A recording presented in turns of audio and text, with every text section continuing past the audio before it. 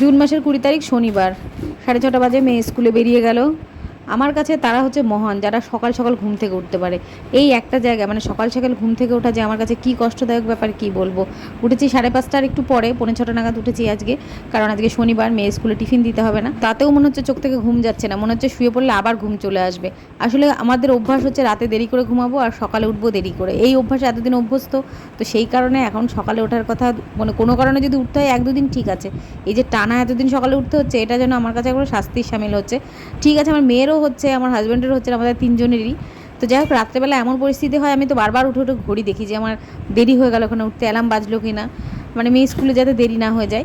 তো ওরা বেরিয়ে গেল, আর আমার রোজগার যেটা করে থাকি আমি, ওরা বেরিয়ে যাবার পরে একটু চাটা করে নিই। যদিও আমি এখন চা খাবো না, ওর বাবার জন্যই চাটা করে রেখে দেবো। আর এখন যেসব কাজগুলো করে থাকি সেগুলো কোনোটাই করবো না। পুজোটা ওর বাবা দিয়ে গেছে, কারণ আমি পুজো দিচ্ছি না 3-4 দিন, আবার 2-3 দিন পরে আমি পুজোটা দেবো।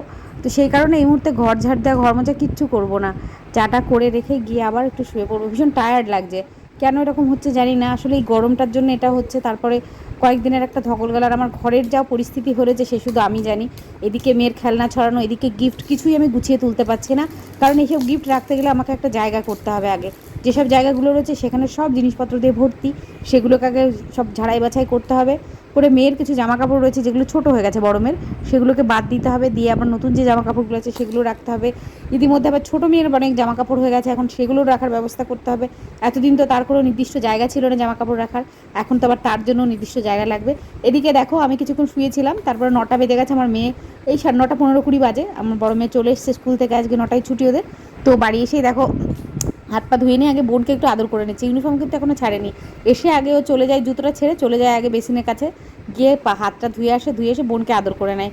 তো দেখো এসে আবার এখানে আমাকে কী সব বলছে, স্কুলে কী হয়েছে। এখানে এখানে সব পুতুলগুলো সব ছড়ানো রয়েছে, এগুলো সব এই যে বস্তা রেডি করে রেখেছি, বস্তার মধ্যে সবগুলো ঢোকাবো।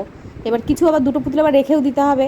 আর এত পুতুল মানে যদি ঘরে রাখি তাহলে ঘরে আর আমাদের থাকার জায়গা হবে না।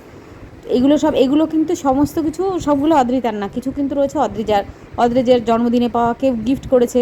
আর এসব পুতুলগুলো এমনই সবাই দিয়েছে যে এটা যে আমি অন্য কাউকে দিয়ে দেবো সেটাও সম্ভব হয় না, মানে ভীষণই কাছের লোকজন দিয়েছে, যার কারণে অন্য কাউকে আর দেওয়া হয়নি। সমস্ত কিছু সেগুলো সব ঘরেই রাখা রয়েছে। কিছু কিছু অদ্রিজা নিজে কোনো মেলায় ঠেলায় গিয়ে পছন্দ করে কিনেছে। তো কী করবো, এগুলো সমস্ত বস্তায়, যেগুলো খেলে না এখন আর, সেগুলো বস্তায় করে রেখে দেবো।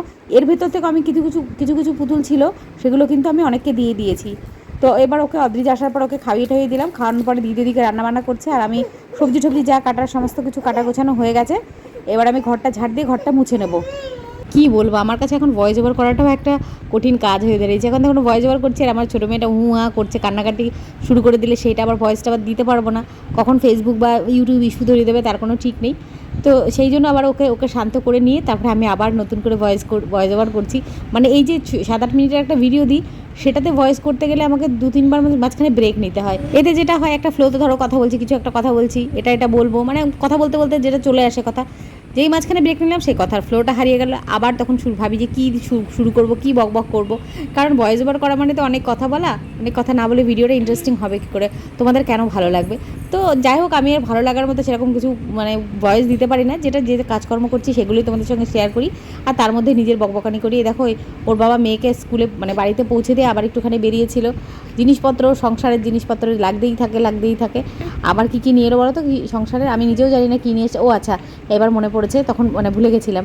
আমাদের মাসি তো এখনও নেই, তো সেই কারণে বললাম কিছু থালা, মানে থালা বাসন মাঝামাঝি করার একটু সমস্যা হয়ে যাচ্ছে, পাতা আনতে বলেছিলাম, পাতা গ্লাস নিয়ে এসেছে, আর তার সঙ্গে একটু দই নিয়ে এসেছে, চিড়ে নিয়ে এসেছে। আমাদের যে পিসি আছে, যে আমার মেয়েকে দেখাশোনা করে, সেই পিসি আজকে ভাত খাবে না, আজকে তো ষষ্ঠী, মানে জামাই ষষ্ঠী আজকে, বুঝতে পারছো, ভুলে গেছি, মানে অরণ্য ষষ্ঠী, আর আজকে জামাই ষষ্ঠীও হয়। তো এই ষষ্ঠীর কথা মনে পড়লে না আমার ছোটোবেলার একটা কথা মনে পড়ে গেল। মানে আমাদের ওখানে জামাই ষষ্ঠী মানে জামাইরা বাড়িতে আসে, সেটা তো একটা আলাদা ব্যাপার। তার সঙ্গেই আমাদের ওখানে বট অশ্বত্থ গাছ আছে একটা জায়গাতে, যেটাকে আমরা ঠাকুরতলা বলতাম। সেই ঠাকুরতলাতে সবাই মিলে বাড়ির লোকজন সব খই মুড়ি তার সঙ্গে আম ঠাম নিয়ে গিয়ে ওখানে গাছতলায় মানে পুজো হতো, সেই গাছটাকে পুজো করা হতো। আর সেখানে আমরা বাচ্চা কাচ্চারা সবাই যেতাম, এবং গিয়ে ওখানে বড়রা তো পুজো করতো, মা ঠাকুমারা পুজো করতো, আর আমরা সবাই খুব খেলাধুলা করতাম, মানে একটা আলাদাই আনন্দ হতো। পাড়ার সমস্ত বাচ্চারা ওখানে যেত। এখন আর সেই গাছটাও নেই, কেটে কুটে ফেলা হয়েছে। এবার অন্য একটা জায়গাতে ষষ্ঠীতলা হয়েছে বটে, তবে সেই জায়গাটা নিয়ে অতটা মানে সেই আনন্দটা হয় না, আমাদের সময় যে আনন্দটা হতো সেটা আর হয় না। তো দেখো এখন আবার আমাকে একটু চা করে দিল দিদিরা, মানে আমাকে করলো না, আমার জন্য করলো না, সবার জন্য করলো, আমাকে একটু দিলাম, মানে একটু খাই। তো চা খাচ্ছি আর এটাকে ছোটোটাকে দেখো ওখানে খাইয়ে দিলাম। এবার একটু ঘুম পাড়াবো, আর এটা তো চোখে তো ঘুম নেই, ঘুম পাড়ানোর অনেকক্ষণ চেষ্টা করলাম কিন্তু ও ঘুমালো না। এই দেখো দুধ খাইয়েছিলাম আর দুধটা তুলে দিল। ও সেই ছোটোবেলাতে দুধ তুলতে, এখন আর দুধ তোলে না, কিন্তু হঠাৎ করে অ্যাসিড হয়ে গেছে মনে হয়, দুধ তুলে দিল। আর এই ভিডিওটা অনেক পরে, মানে দুপুরবেলা 3:30 4টে বাজে। তো আবার উঠে পড়েছে ঘুম থেকে। ও ওঠার পরে ও এখন দেখো এইটার আমার বড় মেয়েটা চোখে ঘুম নিয়ে ও খেলা করছিল, আর ছোটোটা উঠে পড়েছে, ওকে নিয়ে কিছুক্ষণ হাঁটাহাঁটি করলাম, একটু ব্যালকনিতে গেলাম, কারণ বাচ্চা মানুষ না সর্বক্ষণ ঘরের মধ্যে থাকে, কিছুক্ষণ ঘুমায় আবার কিছুক্ষণ ওদের নিয়ে একটু হাঁটাহাঁটি করতে হয়। তো একটুখানি ঘোরাঘুরি করে এলাম। আসার পর এবার ছোটো বড়োটাকে বলছি, দেখ তোর চোখেও ঘুম নেই, তোর বোনের চোখেও ঘুম নেই, তোরা দুটোই হয়েছে একেবারে, মানে কি বলবো, মানে ঘুম চোখ নেই। আর এখন আমাদের চোখে, আমাদেরও ছোটোবেলায় এরকমই হতো, কিন্তু এখন চোখে রাজ্যের ঘুম এসে জুড়েছে।